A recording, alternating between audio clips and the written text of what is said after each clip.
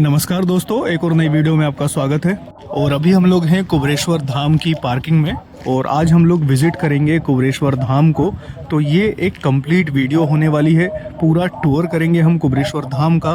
कोई भी चीज़ ट्राई करेंगे कि छूटे ना, तो आप लोग इस वीडियो में एंड तक बने रहिएगा। आपको बहुत सारी इन्फॉर्मेशन भी इस वीडियो में मिलने वाली है। कुबरेश्वर धाम मध्य प्रदेश की राजधानी भोपाल से लगभग 35 से 40 किलोमीटर की दूरी पर सीहोर जिले में स्थित है। अगर बात करें कुबरेश्वर धाम के आसपास के गांव की, तो संखेड़ा गांव कुबरेश्वर धाम के जो पास का गांव है वो माना जाता है। अगर बात करें यहां तक पहुंचने की, तो आप यहां तक अपने प्राइवेट बाइक से, कार से या फिर कोई प्राइवेट टैक्सी करके यहां तक आसानी से आ सकते हैं। अगर बस की बात की जाए तो भोपाल से इछावर की ओर जाने वाली कई बसें भी आपको देखने को मिल जाती हैं, जो कि आपको कुबरेश्वर धाम तक पहुँचा देंगी। तो बाय रोड आप लगभग 1 घंटे का सफ़र तय करके कुबरेश्वर धाम तक आसानी से पहुंच सकते हैं।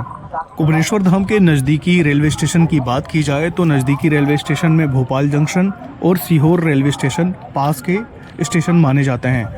इन स्टेशनों पे उतरकर आप यहां से कोई प्राइवेट टैक्सी या फिर शेयरिंग ऑटो भी ले सकते हैं और आसानी से कुबरेश्वर धाम तक पहुंच सकते हैं। कुबरेश्वर धाम के पास में जो एयरपोर्ट है, यानी कि जो नज़दीकी एयरपोर्ट है, वो राजा भोज एयरपोर्ट भोपाल है, जो कि भोपाल में ही स्थित है। और आपको वहाँ से कुबरेश्वर धाम तक आने में लगभग 1 से 1.5 घंटे का समय लग सकता है। और आप वहाँ से भी कोई प्राइवेट व्हीकल या फिर पब्लिक ट्रांसपोर्ट का यूज़ करके यहाँ पर आ सकते हैं। कुबरेश्वर धाम के बाहर ही आपको ये सारी चीज़ें देखने को मिलती हैं। ये मेन गेट है जहाँ से हम अभी एंट्री करने वाले हैं। चारों तरफ आपको मेले का माहौल लगता है। और अंदर अब हम चलते हैं। काफ़ी कुछ यहाँ पर चेंज हो गया है। बहुत पहले हम लोग आए थे तो इतना डेवलपमेंट नहीं हुआ था। वैसे तो कुबरेश्वर धाम में पूरे साल काफ़ी भीड़ देखने को मिलती है, लेकिन महाशिवरात्रि और सावन के महीने में भक्तों की विशेष भीड़ यहाँ पर देखी जाती है। यहाँ पर भक्तों की भीड़ एक कारण और है जिसकी वजह से बहुत ज़्यादा दिखाई देती है। वो ये है कि यहाँ पर फ्री में रुद्राक्ष वितरण किया जाता है। उसमें आपका एक आधार कार्ड लिया जाता है और उसकी जो भी प्रोसेस होगी मैं आपको आगे वीडियो में दिखाने वाला हूं, क्योंकि हम भी यहां से अब रुद्राक्ष लेने वाले हैं। आज यहां पर एक रुद्राक्ष महोत्सव भी मनाया जाता है, जिसके बारे में हम आगे बात करेंगे। और जो प्रदीप मिश्रा जी हैं, उनके जो प्रवचन हैं वो भी इसी धाम में चलते हैं। वो जगह भी मैं आपको दिखाऊंगा जहाँ पर बैठ करके वो प्रवचन करते हैं। मतलब शिव महापुराण के बारे में लोगों को बताते हैं, उसका प्रचार प्रसार करते हैं। प्रदीप मिश्रा जी का जन्म 16 जून 1977 को एक ब्राह्मण परिवार में हुआ, जो कि सीहोर में ही निवास करते थे। इसीलिए प्रदीप मिश्रा जी का जो जन्म स्थान है वो भी सीहोर ही है। प्रदीप मिश्रा जी के पिताजी का नाम श्री रामेश्वर दयाल मिश्रा जी है और इनकी माताजी का नाम श्रीमती सीता मिश्रा है। ऐसा बताया जाता है कि प्रदीप मिश्रा जी का जो पूरा परिवार है वो स्टार्टिंग से ही भगवान की भक्ति में और उनके प्रचार प्रसार में लगा हुआ था। काफ़ी समय से, मतलब जब प्रदीप मिश्रा जी प्रवचन वगैरह नहीं करते थे उसके पहले भी इनके परिवार के द्वारा भगवान की भक्ति का प्रचार प्रसार जगह जगह पर किया जाता था। जैसे कि कई जगहों पर सुंदरकांड का पाठ करवाना, रामचरितमानस का पाठ करवाना, शिव महापुराण की कथाएं, ये सारी चीज़ें इनके परिवार के द्वारा पहले से की जा रही हैं। तो इसीलिए कहा जाता है कि इस तरह के जो व्यक्तित्व हैं वो समाज में यूं ही नहीं आ जाते, ऐसे ही हजारों लाखों करोड़ों लोगों को मार्गदर्शन नहीं देते। इसके पीछे एक बहुत ही मजबूत आधार होता है, जो कि आज हमें प्रदीप मिश्रा जी के रूप में देखने को मिलता है। इस पूरे देश में प्रदीप मिश्रा जी को करोड़ों की संख्या में लोग जानते हैं, मानते हैं और उन्हें अपने गुरु के रूप में भी कई लोगों ने स्वीकार किया है। अभी हम लोग कुबरेश्वर धाम के जो बीच सेंटर में वहाँ आ चुके हैं और ये जो आप जगह देख रहे हैं, यहीं से प्रदीप मिश्रा जी प्रवचन करते हैं अंदर की तरफ। और बाहर भगवान भोलेनाथ का एक काफ़ी बड़ा शिवलिंग रखा हुआ है, जो कि केदारनाथ शिवलिंग की तरह कुछ कुछ दिखाई देता है। भी लोग यहाँ पर आते हैं, इस शिवलिंग की पूजा आराधना जरूर करते हैं। सामने आपको भगवान विष्णु की जो प्रतिमा है वो दिखाई दे रही है। ये वो जगह है जहाँ पर प्रदीप मिश्रा जी का प्रवचन वगैरह चलता है। मैं आपको अंदर लेकर चलता हूँ और दिखाता हूँ अंदर से कैसा व्यू है। आप अंदर जैसे ही एंटर होते हैं तो आपको लेफ्ट और राइट साइड में दुकानें देखने को मिलती हैं। एक ये शॉप है जहाँ पर रुद्राक्ष वगैरह मिलते हैं और एक साइड इधर भी शॉप है जहाँ पर पूजा के सामान वगैरह मिलते हैं। और सामने जहाँ से हम अभी आए हैं और शिवलिंग रखा हुआ है वहाँ पर। अब मैं अंदर की तरफ चलता हूँ आपको लेकर और अंदर दिखाता हूँ कैसा व्यू है अंदर। जहाँ आप लोग भीड़ देख रहे हैं लोगों की, ये वो जगह है जहाँ पर प्रदीप मिश्रा जी बैठ करके प्रवचन करते हैं। जिसे कि आप उनकी गादी भी कह सकते हैं। तो हम लोग अभी उनकी गादी के पास चल रहे हैं जहां वो बैठकर प्रवचन करते हैं, और उनके ठीक सामने भगवान भोलेनाथ का शिवलिंग विराजमान रहता है, और लोग उसी के दर्शन यहाँ पर करते हैं जब प्रदीप मिश्रा जी यहाँ पर नहीं होते हैं। फ्रेंड्स, आज की इस वीडियो में आपको कंप्लीट कुबेरेश्वर धाम का टूर करवाने वाले हैं, तो आप लोग एंड तक बने रहिएगा। आपको हर एक चीज़ दिखाऊंगा मैं यहाँ पर जो भी है। तो यहाँ पर दर्शन करने के बाद मैं अब आपको बाहर की तरफ ले चलता हूँ जहाँ पर काफ़ी भीड़ लगी हुई है, और जहाँ पर एक विशाल शिवलिंग स्थापित है जो कि अपने केदारनाथ शिवलिंग है उसकी तरह दिखाई देता है। यहाँ से काफ़ी बढ़िया लुक दिखाई देता है। बड़े बड़े 2 त्रिशूल यहाँ लगे हुए हैं, और भगवान भोलेनाथ का एक विशाल शिवलिंग यहाँ पर रखा हुआ है। ये किसी तरह से तराश के नहीं बनाया गया है, ये एक बहुत बड़ी चट्टान है जो कि केदारनाथ धाम के शिवलिंग की तरह कुछ कुछ दिखाई दे रही है, मुझे ऐसा लगता है। आपको क्या लगता है आप हमें कमेंट में बता सकते हैं। और यहाँ ऊपर आप देख रहे होंगे ये राम, लक्ष्मण और सीता जी साथ में केवट हैं जो कि उन्हें गंगा नदी पार करा रहे हैं, उसका दृश्य है। और इस स्थान को तो हमने अभी देखा ही। ये वो शिवलिंग है जिसके दर्शन करने के लिए लोगों की काफ़ी भीड़ यहाँ पर लगी हुई है। मैं आपको थोड़ा सा पास में लेकर चलता हूँ जिससे हमें काफ़ी पास से शिवलिंग को देखने का मौका मिले और हम लोग क्लियरली इसे देख पाएँ। देखिए यहाँ पे काफ़ी सारे बेलपत्र, फूल, नारियल ये सब भगवान को अर्पित हैं जो भक्तों ने यहाँ पर चढ़ाए हुए हैं। ये जो शिवलिंग है ये काफ़ी बड़ा एरिया कवर करता है, तो इसीलिए यहाँ पर भीड़ लगने की संभावना काफ़ी कम हो जाती है। लोगों को जहाँ से जगह मिलती है वो भगवान भोलेनाथ का पूजन अर्चन करके यहाँ से आसानी से निकल जाते हैं। जैसा कि आप लोग अभी देख पा रहे हैं शिवलिंग के चारों तरफ भक्तों की भीड़ लगी हुई है, और ये शिवलिंग मुख्य प्रांगण के बिल्कुल सामने ही बनाया गया है, बिल्कुल सामने ही स्थापित किया गया है इसको। आम दिनों में तो यहाँ पर भीड़ रहती ही है, लेकिन संडे के दिन मतलब कि वीकेंड होता है तो उस दिन भी काफ़ी लोग यहाँ पर दर्शन करने के लिए आते हैं। काफ़ी बड़ा मंदिर प्रांगण है ये। मैं आपको एक बार इस पूरे कुबेरेश्वर धाम का 360 व्यू दिखा देता हूँ। ये देखिए आप, सामने भी एक शिवालय टाइप का बन रहा है, अभी उसका निर्माण चल रहा है, और ये आप देख रहे हैं ये सारा कुछ। और सामने आपको जो शेड दिखाई दे रही है वहाँ पर गौशाला है, अन्य क्षेत्र भी उसी तरफ चलता है।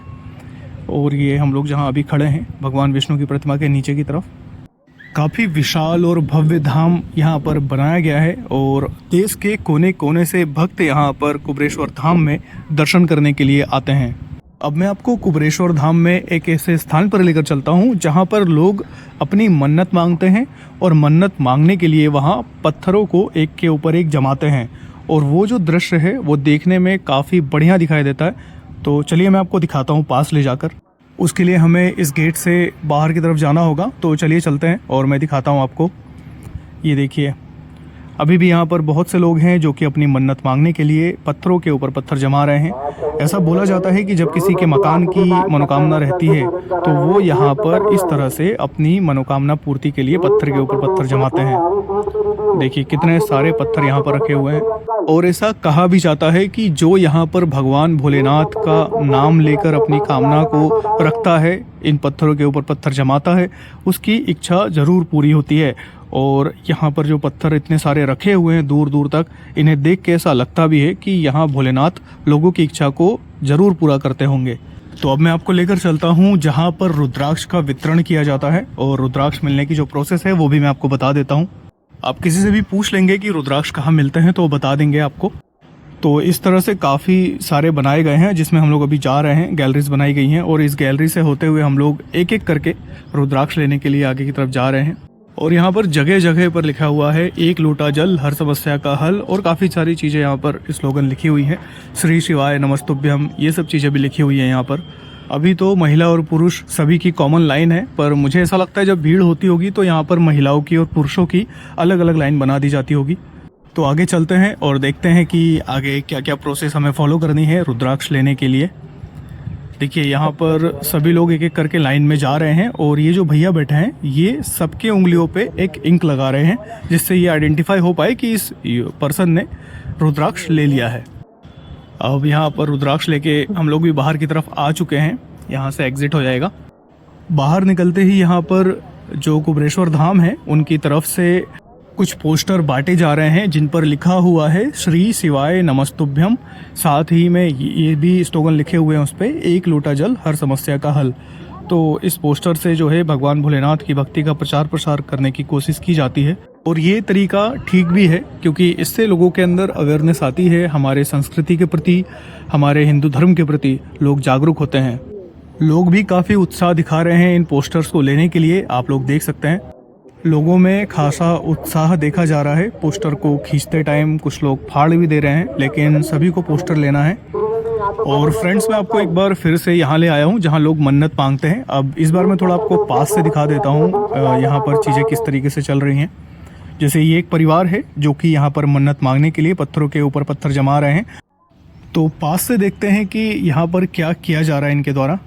देखिए, ये पत्थर जो हैं ये एक जगह से इकट्ठा करके लाते हैं और यहाँ पर एक के ऊपर एक जमा देते हैं।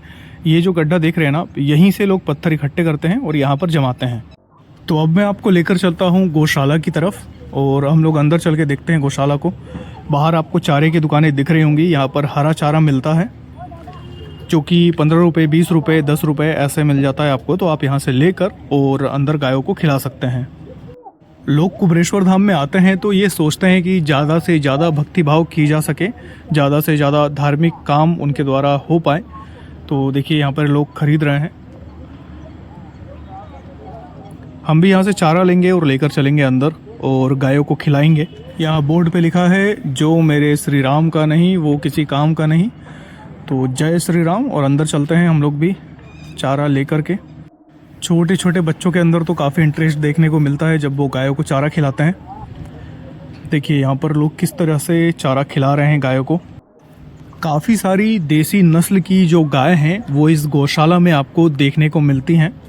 और यहाँ पर बहुत सारी गाय हैं, मतलब मुझे ऐसा लगता है कि यहाँ पर सैकड़ों की संख्या में गाय होंगी। और ये सभी गाय बहुत अच्छे से साफ़ सुथरे तरीके से यहाँ पर पाली जा रही हैं। यहाँ पर उनका रखरखाव किया जा रहा है, उनकी सेवा की जा रही है। देखिए, आपको यहाँ की जो फर्श वगैरह है, आसपास का जो एरिया है वो काफ़ी साफ़ सुथरा देखने को मिलता है। और ये जो गाय हैं ये सब की सब देसी हैं, सब की सब देसी नस्ल की गाय हैं। दोनों तरफ आपको गाय देखने को मिल जाती हैं, इस साइड भी और इस तरफ भी आपको गाय देखने को मिलेंगी। ये देखिए, पूरा भरा हुआ है। हालांकि मैंने काउंट नहीं किया कि कितनी गाय हैं यहाँ पर मुझे ऐसा लगता है कि 100 के आसपास होनी चाहिए। वैसे ऐसा भी बताया जाता है कि गायों के पास जाने से, उनकी सेवा करने से, उन्हें चारा खिलाने से हमारे कई रोग जो हैं वो ठीक हो जाते हैं। साथ ही कई ग्रहों की जो खराब दशा होती है उसमें भी हमें काफ़ी अनुकूलता प्राप्त होती है। देखिए, काफ़ी साफ़ सुथरा मेंटेन करके रखा हुआ है इस गौशाला को। ये गाय चारा खाने का इंतज़ार कर रही है। हरा चारा जो है वो पशुओं को बहुत पसंद आता है क्योंकि वो काफ़ी मुलायम होता है और इसे खाने में इनको बड़ा आनंद आता है। तो देखिए आप किस तरह से आनंद लेके ये लोग चारा खा रहे हैं। तो ये गौशाला है यहाँ की और कोई भी यहाँ पर आकर आराम से विज़िट कर सकता है। जैसा कि मैं भी यहाँ पर वीडियो बना रहा हूँ तो वीडियो बनाने में भी यहाँ पर किसी भी तरह का कोई रिस्ट्रिक्शन नहीं है, कोई मना नहीं करता है आपको। आप आराम से आके यहाँ वीडियो बना सकते हैं। बस इतना ध्यान रखें कि आपकी वजह से किसी को कोई परेशानी ना हो। ये जो सब गायें हैं ये भी काफ़ी इंटरेस्ट लेके चारा खाती हैं लोगों के हाथों से और किसी को किसी भी तरह की हानि तो ये पहुँचाती नहीं है क्योंकि ये देसी नस्ल की गायें हैं और काफ़ी शांत स्वभाव होता है इन सब का। तो हमने गौशाला को विज़िट कर लिया है और गायों को चारा भी खिला लिया है। अब मैं आपको लेकर चलता हूँ गौशाला के बाहर और बाकी की जो चीज़ें हैं हम लोग वहाँ पर जाकर देखेंगे। काफ़ी बड़े एरिया में कुबरेश्वर धाम बना हुआ है। अच्छा, आपको मैं एक चीज़ और बता देता हूँ, यहाँ पर जो रुद्राक्ष मिलते हैं वो अभिमंत्रित रुद्राक्ष होते हैं जिन्हें लोगों को मुफ्त में दिया जाता है। मतलब कि वो पहले ही भगवान भोलेनाथ को अर्पित हो चुके होते हैं, उसके बाद भक्तों को प्रसाद के रूप में वितरण किए जाते हैं। अब हम आ गए हैं कुबरेश्वर धाम के बाहर की तरफ जहाँ पर ये पूरा मार्केट लगा हुआ है जो हमने स्टार्टिंग में भी देखा था। तो आप यहाँ से काफ़ी सारी चीज़ें खरीद कर अपने साथ ले जा सकते हैं। तो दोस्तों, आपको हमारी ये वीडियो कैसी लगी आप हमें कमेंट करके ज़रूर बताइएगा। हम आपको मिलेंगे इसी तरह की एक और नई वीडियो में। तब तक के लिए जय सिया राम।